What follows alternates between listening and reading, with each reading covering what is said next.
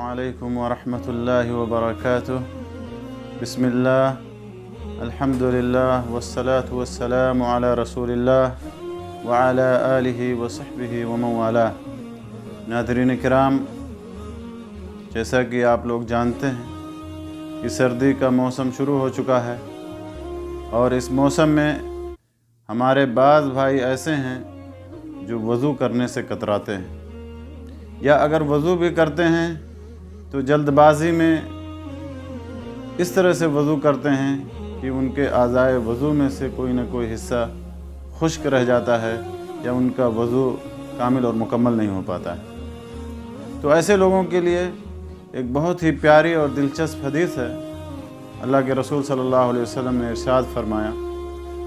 الا ادلکم علی ما یمحو اللہ بہ الخطایا ویرفع بہ الدرجات، کہ کیا میں تمہیں ایسے اعمال کے بارے میں نہ بتا دوں کہ جن کے ذریعے سے اللہ تعالیٰ تمہارے گناہوں کو مٹا دے اور تمہارے جنت میں درجات کو بلند فرما دے؟ تو صحابہ نے کہا کیوں نہیں اللہ کے رسول؟ تو آپ نے فرمایا سب سے پہلا عمل جو آپ نے بتایا وہ اسباغ الوضوء علی المکارہ، کہ تکلیف کے باوجود، پریشانی کے باوجود، مشقت کے باوجود کامل اور مکمل وضو کرنا۔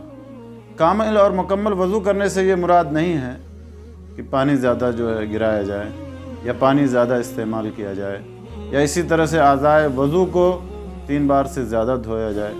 بلکہ کامل اور مکمل وضو سے مراد یہ ہے کہ تمام اعضائے وضو کو کامل اور مکمل اور اچھی طرح سے دھونا۔ اور مکارہ یعنی تکلیف کے باوجود، یا پریشانی کے باوجود، یا مشقت کے باوجود کامل اور مکمل وضو کرنا۔ تو یہ مشقت اور پریشانی کیا ہے؟ مشقت اور پریشانی سے مراد، جیسا کہ اہل علم نے لکھا ہے، کہ سخت ٹھنڈی ہو اور پانی بھی ٹھنڈا ہو، تو ایسے موسم میں آدمی کا دل نہیں کرتا وضو کرنے کا، یا آدمی کا من جو ہے بھاگتا ہے۔ تو ایسی تکلیف اور ایسی مشقت کے باوجود بھی